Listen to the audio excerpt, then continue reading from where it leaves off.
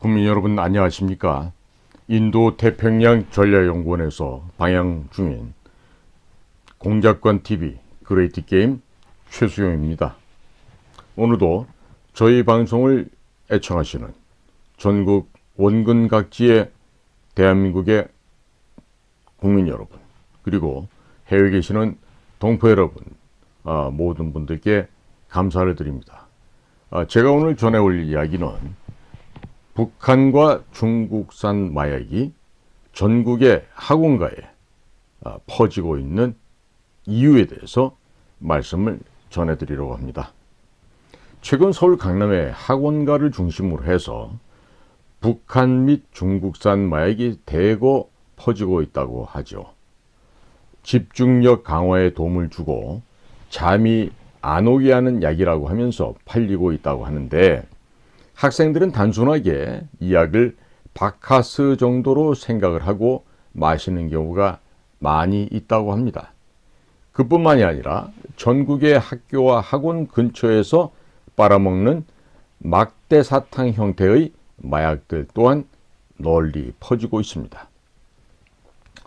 또한 주택가 근처에서도 마약이 확산되고 있는데, 암호화폐로 마약 대금을 지급을 하면 특정 장소에 숨겨놓는 형태로 배달을 하고 있습니다. 김일성 때부터 마약을 수출하기 시작을 해서 핵무기의 핵 개발 자금으로 쓰라고 북으로부터 교시가 내려왔기 때문에 북은 마약을 국가가 나서서 제약회사 시설에서 대량으로 제조를 하고, 이 생산한 마약을 대한민국뿐만 아니라 전 세계를 상대로 마약을 유통시키고 있습니다. 자, 이러한 북한산 마약이 문재인 정권 때 대한민국 내부로 마치 쓰나미처럼 물밀듯이 밀고 들어왔습니다. 인천의 해경부두에서 북의 남포항으로 골든레이크 801호가 지속적으로 움직인 것이 선박 위치식별 서비스에 드러나서 미국의 소리 방송에서는 해경과 해양수산부에 인터뷰를 요청한 바도 있었습니다. 이 골든레이크 801호는 이미 폐선 처리가 된 배인데도 그 배의 항적을 나타내주는 마린 트래픽에서 지속적으로 이 배의 항로가 발견되었기 때문에 지난 벌써 2019년도에 미국에서는 이에 대한 엄중한 경고와 함께 구체적인 것을 조사하려고 했지만 대한민국 측의 불협조로 결국에 미국이 뜻을 이루지 못한 바 있었습니다. 자, 물론 대한민국의 경찰이나 군, 검찰, 국정원, 국세청, 관세청, 해경, 해양수산부 모든 정부기관에서는 이와 관련된 수사를 했을까요? 안 했을까요? 하지 않았습니다. 골든레이크 801호는 오래전에 중국으로 팔려나가서 폐선된 것으로 알려졌던 선박이었는데, 이 선박의 식별장치가 어떻게 해서 한국으로 들어와 인천 해경부두와 북의 남포를 운항하는 선박에 달리게 되었는지 도무지 알고 싶어도 알 수가 없는 수수께끼였던 것입니다. 인천 해경부두에는 해경 선박도 정박을 하지만은 해양수산부에 여러 가지 관공선도 정박을 하게 됩니다. 여러 관공선 중 하나를 징발해서 북한 남포와 인천을 오고 가며 문재인 정권이 조직적으로 마약 밀수를 한 것은 아닌지 전면적인 수사를 해볼 필요가 있다 하겠습니다. 더불어민주당에서 검찰이 마약 수사를 하지 못하게 막고 있습니다. 검수완박도 대형 사고와 마약 수사를 검찰이 못하게 막고 있습니다. 자, 이런 것처럼 검찰의 이 수사권을 완전히 박탈하기 위한 저 더불어민주당 사람들이 왜 이와 같은 불법 만행을 저지르고 있을까요? 국민 여러분께서도 더불어민주당이 과연 어떠한 구성원들로 이루어져 있다는 것을 아셔야 되고, 또 이와 같은 자들이 왜 국회를 활용해서 대한민국 국민들의 생명과 건강을 지키는 이 마약을 검찰에서 수사 못하게 막고 있는지, 그 근본적인 이유를 아셔야 되겠습니다.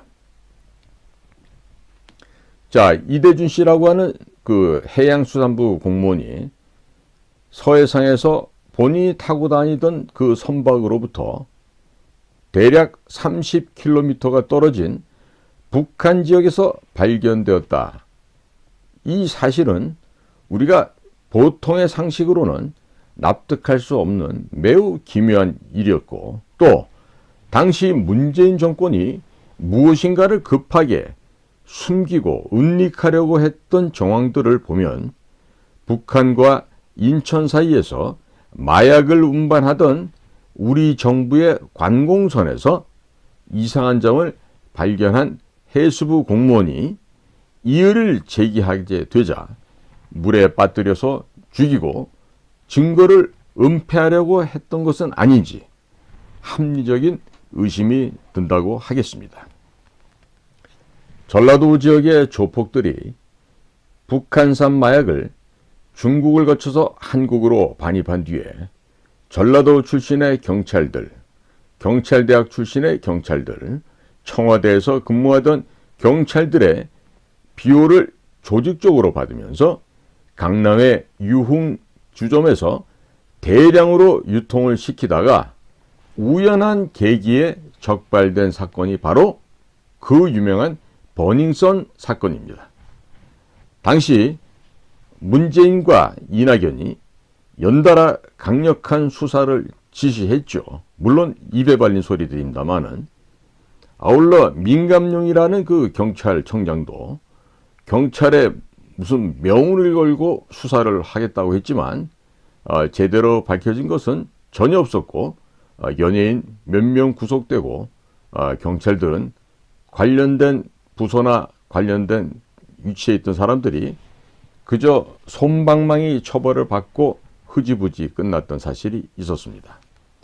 이 버닝썬 사건을 보게 되면 문재인 정권은 북에서 제조한 마약을 문재인 정권이 전라도 조직 폭력배들을 앞세워서 국내에 조직적으로 공급을 하였고, 우리 국민들을 마약 중독자로 만들었을 뿐만 아니라 우리 국민들의 돈을 북한 괴뢰 앞으로 상납하는 새로운 비즈니스 모델을 구축했다는 새로운 사실을 발견할 수가 있겠습니다. 북한과 중국에서 대한민국을 상납하고 싶어 했던 문재인 정권은 무슨 방법을 써서라도 이 대한민국을 북한과 중국에게 상납하려고 했던, 그저 아무 값 없이 헌납하려고 했던 자들이 바로 문재인과 그 일당이 되겠는데, 자, 이들은 북한산 마약을 국내에 풀어서 우리 국민들을 모두 마약 중독자로 만들 치밀한 계획을 짜고 중국 및 북한과 연계해서 이러한 마약 밀반입 계획을 실천했던 것으로 보여집니다. 이러한 과정에서 국내의 마약 유통망의 뒤를 봐주고 국내 마약상들의 보디가드 역할을 했던 것이 누구였겠습니까? 물어보나 마나한 얘기죠. 바로 대한민국의 경찰들이었습니다. 경찰청의 수뇌부에는 중국과 북한의 마약상, 그리고 국내 마약상과 연결된 간부가 반드시 있다는 이야기가 될 것이며, 경찰청의 고위 인사들이 국내에서 발생하는 많은 마약 사건을 덮고 은폐하고 있다는 의심이 현재 팽배해 있습니다. 2021년 4월 25일 한강에서 중앙대학교 의과대학의 학생이었던 손정민 군이 실족사해서 사망하는 사건이 발생한 바 있었습니다. 그 당시에도 경찰은 한강공원 내에 CCTV만 수거해서 영상 분석을 했으면 간단하게 끝날 수 있는 사건을 무엇인가 숨기는 것처럼 어영부영 시간만 끌다가 그냥 마무리한 바가 있었습니다. 이 대한민국 경찰이요, 누구를 위해서 일을 하고 있는 조직인지 알 수가 없습니다. 자, 이 손정민 군의 사건이 발생했을 그 당시에도요, 청년들이 막대 사탕을 입에 넣고 빨고 다니는 장면들이 다른 카메라에는 담겨 있었습니다. 그래서 의대생들이 이 공부량이 워낙에 많다 보니까 이 마약 성분이 들어있는 잠 안 오는 약을 먹고 갑자기 그 부작용으로 흥분해서 싸우다가 서로 밀쳐서 물에 빠져 죽은 것이 아닌지 의심을 하는 국민들도 꽤나 있었던 것으로 알고 있습니다. 자, 당시에도 우리 국민들 중에 건강한 상식을 갖고 있는 사람들은 무엇인가 경찰이 사건을 은폐하려는 수작을 부리고 있다, 사건을 덮기 위해서 뭔가 의심스러운 일을 많이 하고 있다고 많은 국민들이 의심을 하였습니다. 하물며 그 손정민 군의 아버지, 어머니, 형제들은 어떤 생각을 갖고 계셨을까요? 과연 경찰, 이 대한민국의 경찰, 이 사람들의 자녀가 이런 식으로 죽었어도 대한민국 경찰은 똑같은 방식으로 수사를 했을까요? 되묻지 않을 수가 없습니다. 2022년 10월 30일은 이태원에서 어떤 일이 벌어졌습니까? 이태원에서는 광범위한 중국산 마약 펜타닐이 살포되었고, 펜타닐만을 흡수했을 때 나타나는 청색증, 이 청색증은 몸이 푸르게 파란색으로 변하는 현상을 우리가 청색증 현상이라고 하는데, 이 청색증 현상이 그 이태원에서 죽은 시신들의 몸에서 발견이 되었습니다. 그래서 그 MBC 같은 방송에서도 앵커가 몸이 왜 파랗게 변하는가요? 라고 물어보는 영상이 그 MBC 영상물을 통해서 방송이 되었었습니다. 자, 이것은 뭡니까? 압사 사고가 아니라 마약에 의한 사망이 많았다라는 것을 직간접적으로 증명하고 있는 것이죠. 당시 MBC에서도 이 사실을 전국적으로 생중계했었기 때문에 아마 그 필름을 없애지 않은 이상은 보관하고 있을 것으로 합니다. 자, 그래서 그 이태원에서 사고가 발생했을 그 당시에 뉴스 영상물들을 보게 되면, 자, 경찰에서는 압사사고로 죽었다고 발표했던 장소가 바로 이태원의 그 유명한 해밀턴 호텔 그 옆에 있는 골목길이었습니다. 그런데 이 죽은 시신들은요, 이 해밀턴 호텔 옆에 있는 골목길뿐만이 아니라 이태원의 지하철에서도 시신이 발견되었었고, 압사 지점이라고 하는 그 해밀턴 호텔 그 바로 옆에 있는 골목길에서 100m, 180m, 200m 이상 떨어진 곳에서도 수십 구의 시신이 발견이 되었었습니다. 자, 그런데 경찰은 이 시신에 대해서 부검도 하지 않았습니다. 그리고 그냥 단순한 압사 사고로 발표를 하면서 사건을 종료하였습니다. 자, 국민 여러분, 버닝썬 사건, 서해 해수부 공무원 사건, 한강 의대생 사건, 이태원 사건 등을 살펴보시면 하나같이 마약과 연결된 것으로 의심할 만한 내용들이 매우 진하게 나타나고 있는데, 경찰은 이러한 정황 증거에 대해서 제대로 수사하지 않고 매우 급하게 은폐, 덮어버리고 말았습니다. 더불어민주당은 검수완박을 함으로써 대한민국의 검찰이 마약 수사를 하지 못하게끔 막고 방해를 하고 있습니다. 이러한 현상은 현재에도 경찰청의 고위층에 중국과 북한의 마약 조직과 직접적 간접적으로 연결된 누군가가 존재하고 있고, 그들의 지령에 의거하여 경찰 전체가 마약의 유통을 비호하고 은폐하고 있다는 강한 의구심이 드는 상태입니다. 이것은 마약상으로부터 상납받는 경찰 간부들이 상당히 많이 있다는 것을 방증하고 있다, 이렇게 평가를 할 수 있겠습니다. 중국의 통일전선부라는 부서가 있습니다. 이 중국의 통전부, 통일전선부는 미국과 대한민국의 펜타닐이라는 중국에서 생산, 제조하는 마약을 풀어서 적성국인 미국과 대한민국의 국민들의 씨를 말리는 작업을 현재 진행 중에 있는데, 이러한 작업을 진행하기 위해서 조직 폭력배들, 특히 전라도 지역 중심으로 되어 있는 이 조폭들을 직간접적으로 운영하고 있다는 사실이죠.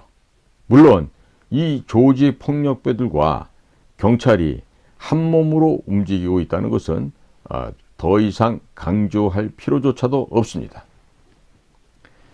중국의 통일전선부가 운영을 하고 있는 이 비밀스러운 마약상들이 현지에서의 마약상들과 결탁을 하고 북한산 및 중국산 마약을 유통하면서 중국 통전부에 포섭된 현지 경찰들을 활용하여서 사건을 축소, 은폐하고 있는데도 이와 같은 현상이 대한민국에서도 똑같이 지속적으로 반복되고 있습니다.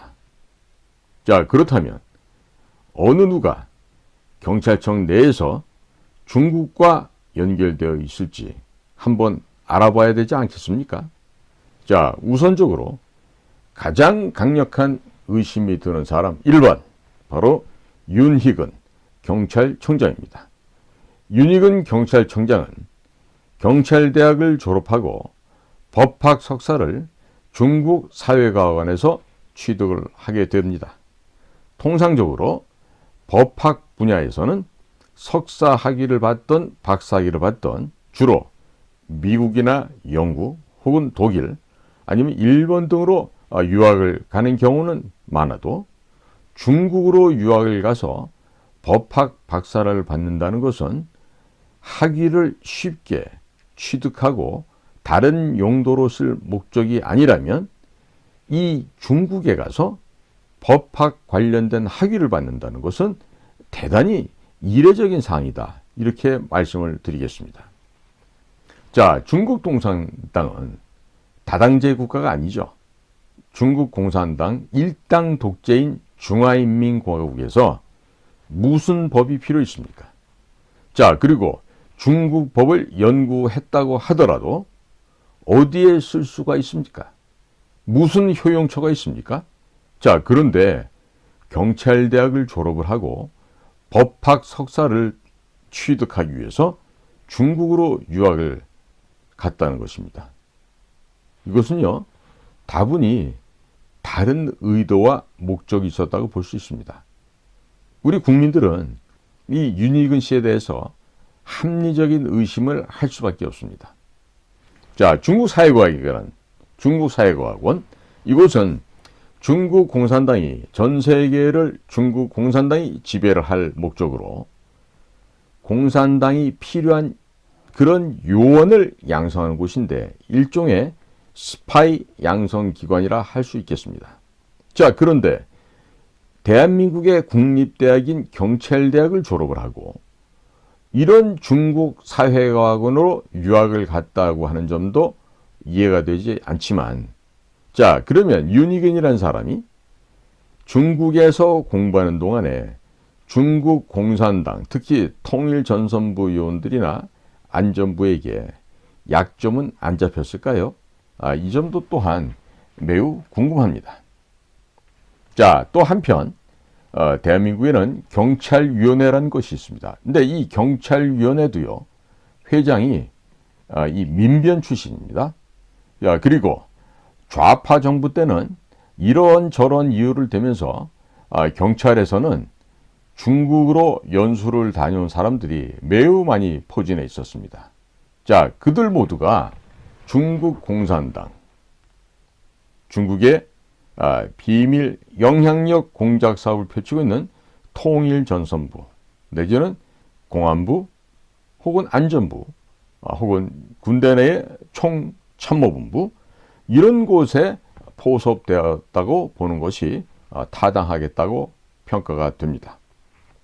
그리고 경찰 조직 내부에는 대략 5천여 명의 사조직이 존재한다고 하는 그런 언론 기사가 보도되고 있는데, 고작 해야 지금 14만 명, 13만 명 정도밖에 안 되는 경찰들 가운데 5천여 명이 내부적인 사적 카르텔 조직이다, 사조직이다. 자, 그러면 이와 같은 자들이 과연 단순하게 무슨 저녁 회식만 하는 카르텔일까요? 아니죠. 바로 이와 같은 자들이 중국 및 북한산 마약 수입하고 그 마약을 취급하는 지하 조직, 마약상 조직들과도 연결이 되어 있다고 하면 이것은 국가적인 재난을 뛰어넘는 매우 심각한 문제가 아닐 수가 없습니다. 한편 윤익은 경찰총장이라는 사람의 이력을 살펴보면 7개월 동안에 3단계의 진급을 한 것으로 나타나고 있는데, 아니 무슨 능력이 출중했길래 단 7개월 만에 3계급을 승진을 했었을까요? 그러니까 보통 우리가 일반 무슨 중소기업이다, 이런 그 민간 분야에 있어서도요, 7개월 동안에 3계급 진급을 하는 경우는요, 없습니다. 설령 그 회사의 대표이사가 자기 자신의 아버지라 하더라도 7개월 안에 3계급을 승진을 시킨다, 이런 경우는 절대 없습니다. 자, 근데 우리나라의 통상의 그 기업들, 민간 조직에서조차도 있을 수 없는 일들이 이 경찰 조직에서 일하는데, 그 해당자가 바로 윤희근이라는 사람이에요.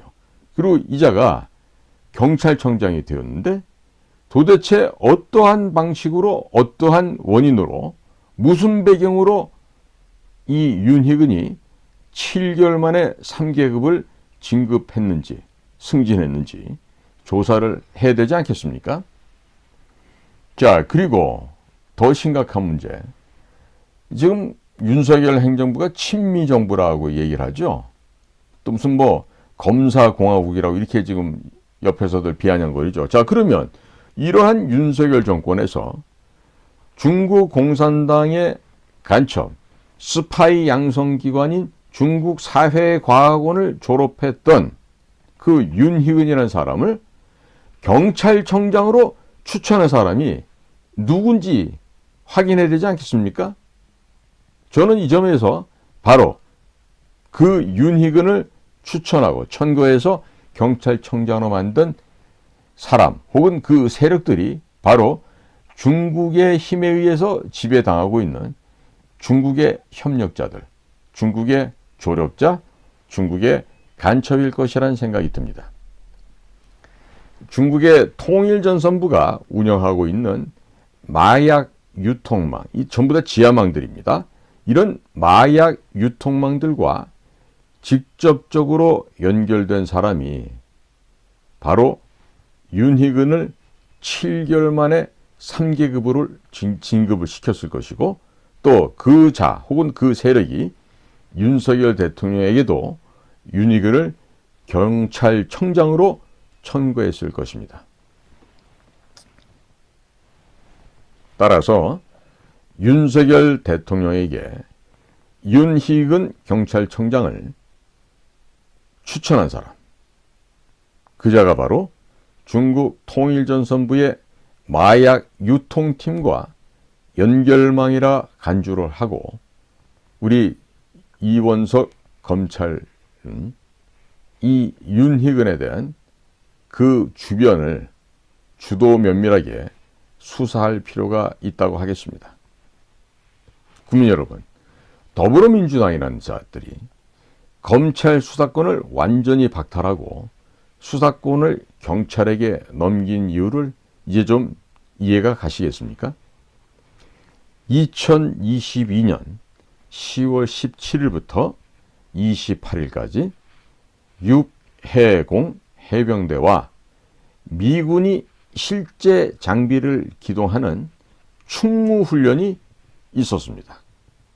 그리고 이 당시에는 후방에서도 포로 수용소 건설 훈련까지 하고 있었던 매우 실전을 방불케 하는 훈련을 하고 있었습니다. 자, 그리고 11월 1일부터 4일까지는 한미연합공군의 전투기 240여 대가 동원이 되는 비질런트 에이스 훈련이 예정이 되어 있었고, 민노총은 윤석열 행정부의 퇴진을 위한 대규모 전국적인 집회를 예고하고 있었던 상황이었습니다.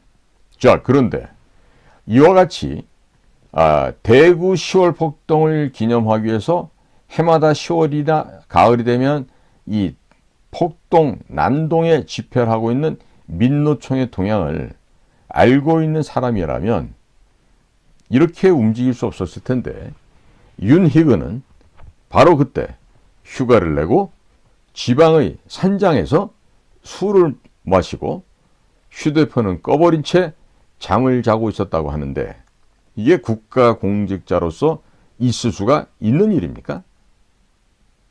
도무지 있을 수가 없는 일인데, 경찰의 총수라는 자가 이와 같이 군대는 훈련을 하고 있고 연이어서 실전을 방불케 하는 비질런트 에이스 한미 합동 공군 훈련이 예정되어 있는데도 이와 같이 고향의 어떤 그 휴게 산장에 가서 한가하게 놀고 술 마시고 잠을 잤다.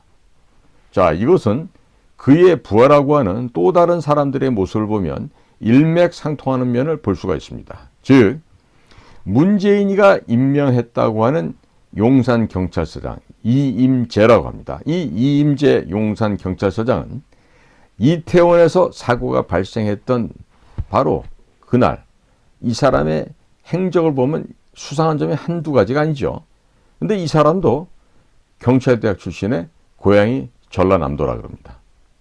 자, 그리고 경찰청의 112 종합상황실장을 맡고 있었던 류미진 총경, 이분은 여자분인데 이 류미진 총경도 사고가 나던 바로 그날 그 시간에 자리를 비우고 있었다고 하는데, 이 류미진 여자 역시 경찰대학 출신의 고향이 전라도였습니다.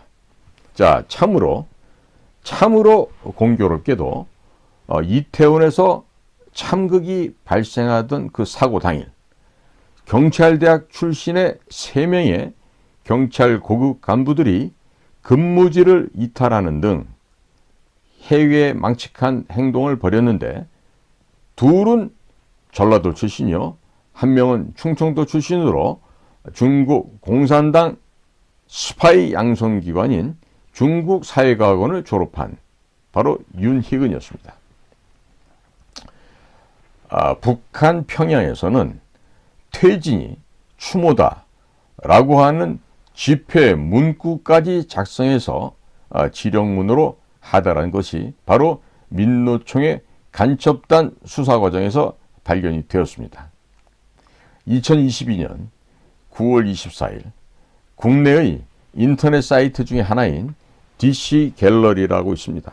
이 DC 갤러리 이재명 방의 게시판에서는 중국 하얼빈 IP로서 윤석열 대통령을 끌려 내려온다, 앞으로 끌려 내려올 것이다 라는 글들이 지속적으로 올라왔던 점이 매우 주목을 끌고 있습니다. 당시에 좌파 방송인 MBC가 이태원으로 한론 축제를 하러 오라고 지속적으로 방송을 내보냈었죠. 물론 KBS도 열심히 이태원에 놀러오라고 방송을 하였었습니다. 그리고 중국산 마약이 광범위하게 퍼져 있었음에도 불구하고 경찰이 부검조차 하지 않고 덮어버린 점, 은폐했던 점, 이런 점들을 살펴본다면 경찰청 내부에서는 중국 공산당의 통일전선부 및 마약상과 연결된 경찰 간부 혹은 하급 간부직들도 광범위하게 경찰 내부에 퍼져 있다고 하는 점을 우리가 합리적인 의심을 할 수밖에 없습니다. 아울러 이 이태원에서 참극이 벌어나던 그날 밤 민노총이 대거 이태원으로 이동을 하였습니다. 삼각지 앞에서 대통령 퇴진하라는 시위를 하고 난 이후에 이태원으로 가서 밀어라고 하는 구호에 따라서 밀었다는 증언도 나왔고, 또 그 현장에 가서 그와 같은 인간 이하의 행동을 하던 민주노총의 회원들 가운데 2명이 사망하기도 하였습니다. 이들은요, 그 대부분 사망자인 그 10대 말이나 20대 초반의 그런 젊은이들이 아니고요, 나이도 지긋하게 든 사람들이었어요. 그런데 민노총의 지령에 따라 이태원에 갔다 결국 그 현장에서 죽은 그런 사람들이죠. 민주당의 이재명 지지 세력들이 지방에서 버스까지 동원을 하여 대거 인원을 끌어모았고, 또 윤석열 퇴진 촛불 집회를 감행했던 점, 또 국정원 해체, 제주 해군기지 반대, 평택 미군기지 설치 반대, 한미 FTA 반대, 이와 같은 구호를 외치고 있었던 정의구현 사제단들이 죽은 이 이태원 희생자들의 명단을 공개하는 등 시위에 불을 점화시키고 그 시위를 확산시키려고 했던 점, 그리고 더불어민주당이 검수완박, 검찰 수사권 완전 박탈이라는 이 악법을 급하고도 급하게 통과시키어서 검찰이 대형 사건 사고 및 마약 사건 사고 수사를 하지 못하게 막았던 점, 이런 점들을 종합적으로 볼 때 윤희근 경찰청장도 이번 이태원에서 발생했던 이 참극에 대해서 상당 부분 이태원에서 사고를 가장한 이 구테타에 큰 역할을 한 것이 아닌가 하는 합리적인 의심이 듭니다. 국민의힘은 이명박 정권 당시 2009년 MB의 복심으로 불려졌던 장광근 사무총장이 북경까지 찾아가서 중국 공산당과 업무 교류 협약이라는 것을 맺었습니다. 2019년에는 더불어민주당의 민주연구원이 북경을 또 방문해서 중국 공산당 당교와 업무 교류 협약을 맺었습니다. 이 당교는 중국 공산당 학교라는 의미입니다. 현재 국내 여당과 야당은 모두 중국 공산당의 1중대와 2중대를 넘어서서 중국 공산당의 조선 총독부 한국 지부로 전락해버린 상태입니다. 자, 그래서 서울대학교 내에 시진핑의 기념관이 있어도 국민의힘 의원들이 교육부 장관에게 혹은 국무총리에게 혹은 외교부 장관에게 문제조차 제기하지 않고 있는 것입니다. 중국 공산당의 스파이 양성기관이라고 할 수 있는 공자학원이 전국에 23개소나 설치가 되어 있어도 모르는 척하고 있는 것입니다. 국민 여러분, 국민의힘이라고 하는 정당 안에는 국민이 전혀 없습니다. 그들은 보수 정당이 아닙니다. 보수 정당 흉내를 내는 가짜 유사 의사 보수 정당입니다. 국민의힘은 중국 공산당의 조선 총독부 내지는 조선반도 지부로 전락한 지 이미 오래되었습니다. 자, 그렇다면 국가의 안보를 책임을 지고 있는 최전선의 우리 국가안보기관 국정원이 있죠. 그 국정원에 계시는 김규현 국정원장은 무엇을 하고 있었는지 한번 알아보겠습니다. 자, 김규현 국가정보원장은 박근혜 정부 당시에 국가안보실에서 1차장과 2차장을 역임하면서 박근혜 정권이 친중 정책을 펴고 있는데 큰 기여를 하였고, 박근혜 대통령이 천안문 광장에 올라가는데 큰 기여와 보탬을 한 사람입니다. 매우 특이하게도 김규현 국가정보원장은 종교가 기독교도 아니고 모르몬교로 되어 있습니다. 그런데 이 모르몬교 뒤에는 프리메이슨이 있고, 이 프리메이슨은 일루미나티, 로마 캐톨릭, 로스차일드, 유대 금융자본, 미국의 민주당과 연결이 되어 있는 것이죠. 자, 이들은 한 몸이라고 보시면 되겠는데, 김규현 국가정보원장이 종교를 모르몬교라고 써놓은 것을 보고 놀라지 않은 사람은 아마 거의 없었을 것입니다. 딥스테이트 중에 하나로 알려졌던 종교가 바로 모르몬교인데, 이 모르몬교는요, 종교 전문가들도 매우 특이한 단체로 인정을 하고 있습니다. 즉, 문재인 정부 당시에 문재인의 종교가 로마 캐톨릭이라서 수사를 하지 않은 것인지도 잘 모르겠습니다만은, 좌우지간에 이 김규현 국가정보원장은 종교가 기독교가 아니라 모르몬교고, 또 이분이 과연 국가정보원장으로서 윤석열 대통령의 명령을 따르고 있는 것인지, 아니면 윤석열 대통령을 감시하는 것인지, 실질적으로 딥스테이트의 명령을 따르는 것인지 알 수가 없습니다.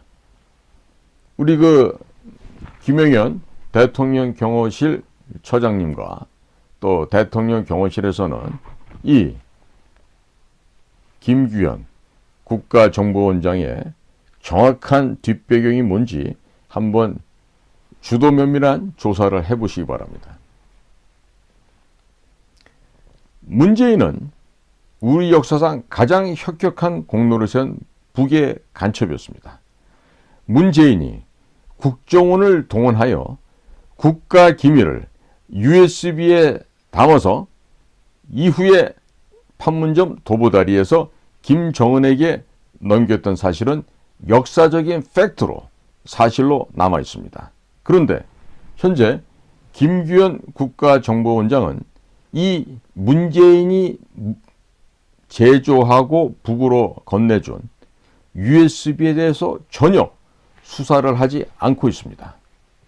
그러면 간첩이 저지른 범죄 행위를 수사하지 않으면 간첩을 보호하고 은닉하고 비호하는 결과가 되겠군요. 그렇죠? 그러면 간첩을 도와준 자는 뭐가 됩니까? 간첩이라고 해야 됩니까? 아니면 굳이 간첩 조력자라고 해야 되겠습니까? 국민 여러분, 지금부터 제가 하는 말 잘 들으십시오. 만일에 말입니다, 김규현 국가정보원장이 작년에 부임하자마자 국정원 내부에서 제조하여 문재인이가 김정은에게 넘겨줬던 이 USB를 제작하는 데 참여했던 국정원 직원들을 색출해서 이들을 모두 여적죄로 처벌을 했다면, 문재인뿐만 아니라 당시에 국정원장을 했던 서훈과 박지원, 그리고 국방장관 서욱이죠. 이와 같은 자들을 모조리 다 여적죄로 처벌할 수가 있었을 것입니다. 자, 그렇게 했더라면 추가적인 사항이 또 나오겠죠.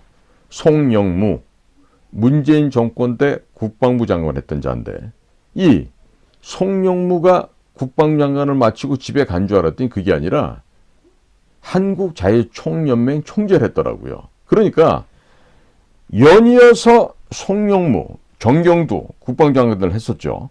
이들은 뭐냐면 남북한 간의 9.19 군사합의에 서명을 하도록 아주 큰 공을 세웠던 자들입니다. 그러면 이 송영무가 자유총연맹의 총재를 했었다 하더라도 그 자에 대한 조사를 해서 그 한국 자유총연맹 안에 둥지를 틀고 있는 간첩들을 색출할 수 있었을 것이고 또 한국 자유총연맹을 본연의 모습인 강력한 반공 전사로 올바르게 돌려세울 수 있었을 것입니다.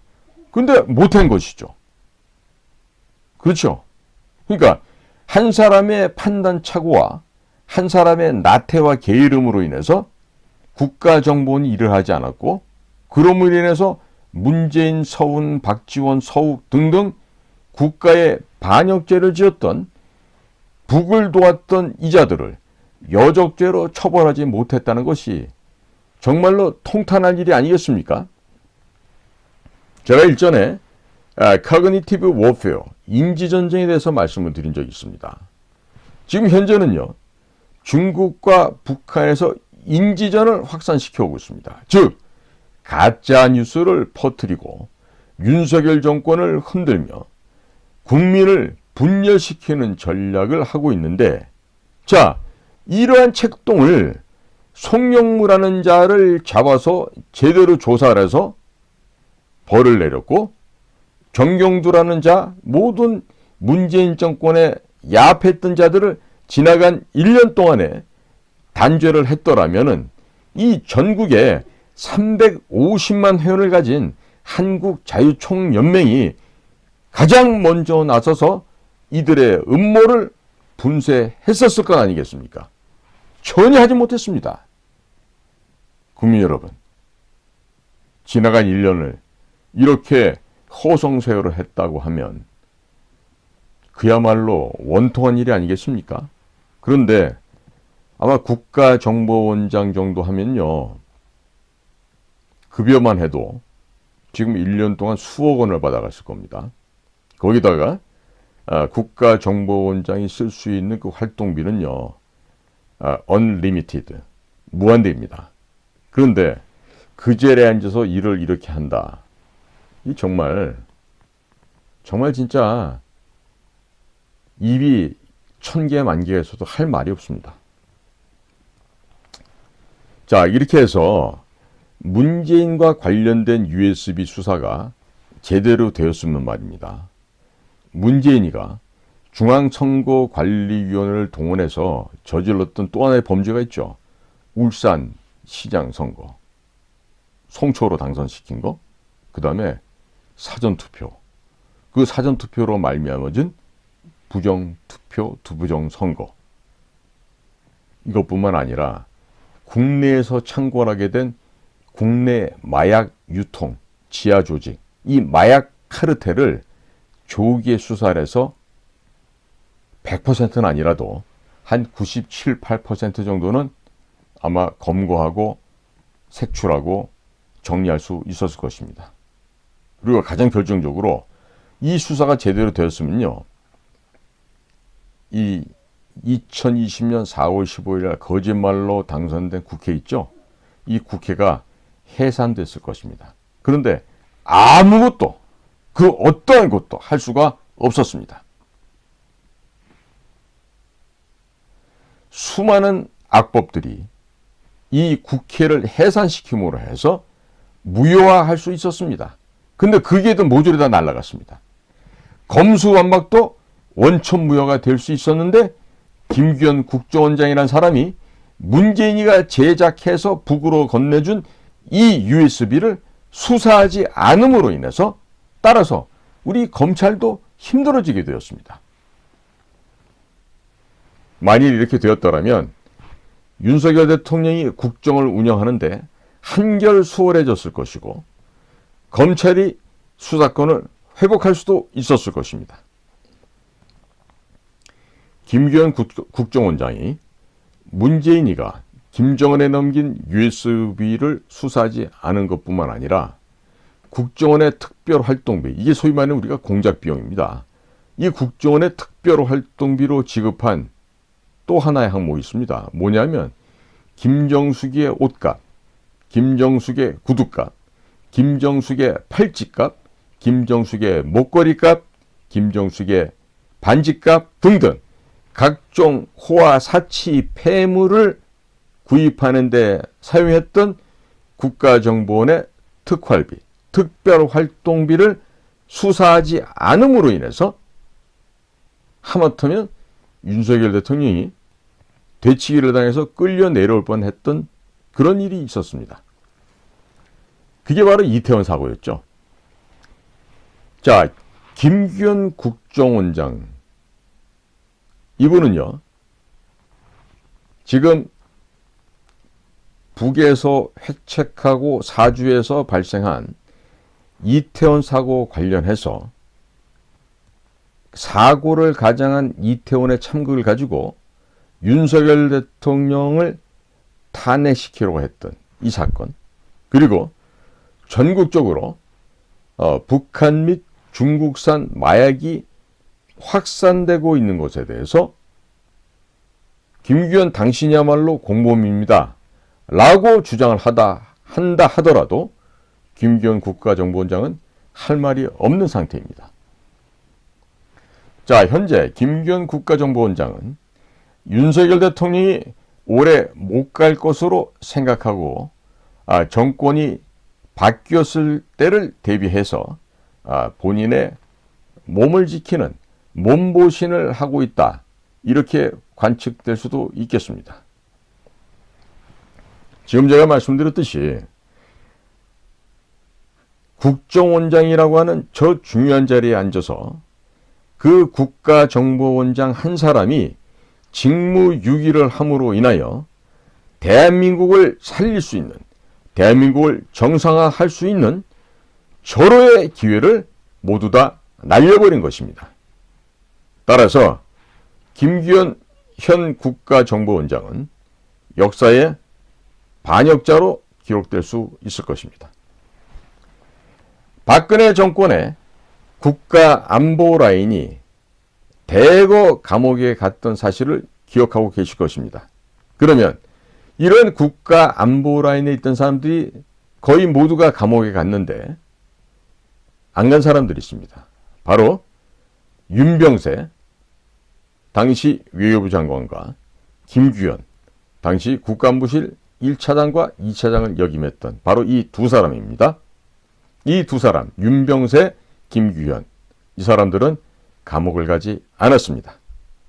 자, 윤병세라고 하는 인물은 완전한 친중 인사였으니 문재인 정권에서도 봐줬다라고 감안해 본다면 김규현 국가안보실 차장 역시 민주당 혹은 문재인 쪽과는 모종의 거래가 있었던 것이 아닌가 하는 합리적인 의심을 할 수밖에 없습니다. 박근혜 정권에서 민정수석을 역임하였던 곽상도도 이재명 쪽과 연결된 50의 클럽에 들어있었다고 하는 점, 박근혜 정권의 검찰총장이었던 김수남 전 검찰총장 역시 화천대유와 연결되었던 점을 감안해 본다고 하면 윤익은 경찰청장이 7개월 만에 3계급을 진급했다는 점도 이해가 가고, 김규현 국가정보원장이 문재인의 USB와 국정원의 특활비로 김정숙의 옷값을 대신 지불했던 사건을 수사하지 않는 이유도 충분하게 이해가 간다고 하겠습니다. 윤석열 대통령의 측근들을 살펴보면 대부분이 시진핑의 기념관이 들어서 있는 서울대학교 출신들이 가장 많습니다. 그리고 중국 공산당과 업무 교류 협약을 맺었던 MB계의 인사들, 그리고 친중, 친북 정권이었던 노무현, 그리고 문재인 정권에서 출세했던 사람들로 꽉 채워져 있으니 이들이 대통령의 눈과 귀를 가리고 허위 보고를 하고 있는 것이 아닌가 하는 생각이 깊이 듭니다. 국민 여러분들의 자녀들을 마약으로부터 지키고 싶으시다면 윤익은 경찰청장과 김규현 국가정보원장을 당장에 해임하라고 대통령실 홈페이지에서 운영하고 있는 우측 상단의 국민 제안 코너에서 강력하게 항의하시기 바랍니다. 국민 여러분들께서 가만히 계시면 여러분들의 자녀가, 여러분들의 손주, 손녀가 마약에 중독되어서 죽게 될지도 모르겠습니다. 서울대학교 출신들은 어려서부터 서울대학교에 가서 출세하라고 주입식 교육만을 받아왔던 자들이 대부분입니다. 따라서 자기 자신의 출세를 위해서 국가와 국민을 얼마든지 팔아먹을 수가 있는 창녀들입니다. 즉 역사를 모르는 짐승들로서 역사 앞에서는 창녀들보다 더 못한 짓을 하고 있다, 이렇게 평가를 해도 전혀 지나친 표현이 아니라 하겠습니다. 국민 여러분들, 서울대 출신들을 절대로 믿지 마십시오. 여러분들께서 살고 싶으시면, 또 우리 국민이 건강해지고 싶다고 하시면 현재 윤석열 대통령 주위를 포진하고 있는 서울대학교 출신 측근들을 모두 바꾸라고 대통령에게 강력하게 요청을 해야 합니다. 국민 여러분, 이 대한민국에 인재가 서울대학교밖에 없습니까? 서울대학교 안 나오면 국가 일을 못합니까? 대한민국의 인재가 그렇게도 없습니까? 그래서 모든 일은 서울대학교 출신들이 해야만 하는 것입니까?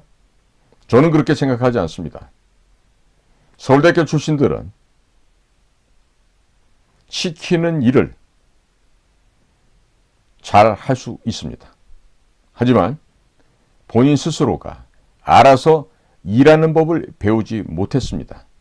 그렇기 때문에 기업에서는 서울대학교 출신들을 기피하고 잘 채용하지 않고 있는 것이죠. 조금도 이상하지 않습니다.